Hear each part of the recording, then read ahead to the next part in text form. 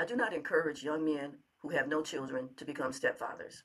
I do not encourage young women with no children to become stepmothers. This is not bitterness. This is not hatred. This is wisdom earned through watching real people get hurt, misused, and emotionally manipulated and destroyed. What happened to Deontay Wilder is not rare. It is very common.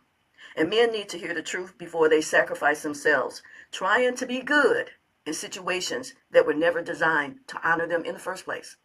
Welcome back to Family Still Matters. This channel exists to speak truth about family, relationships, and responsibility without cultural pressure, without emotional manipulation, and without pretending that these hard realities don't exist, because they do. Here we value wisdom, accountability, and doing what protects the next generation and not what sounds compassionate but leaves people wounded.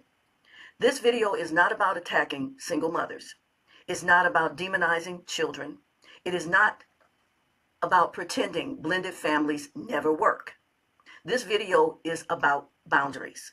When a man with no children steps into a relationship with a woman who already has children, especially when the biological father is still alive, he is stepping into existing loyalties, unresolved wounds, and emotional landmines he did not create and cannot control. Children often resent him. They often reject his authority. Many will say the words that cut deeper than anything else. You are not my father. Or you're not my daddy. When those sassy ones, they say it that way. And no matter how much love he gave, money he spent, or sacrifices he made, those words will erase him emotionally. That is not love. That is emotional risk without protection. I'm speaking as a woman, and I'm speaking as a mother.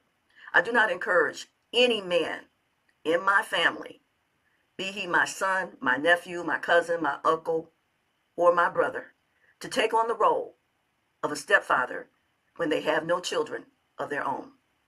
And I say this equally to women.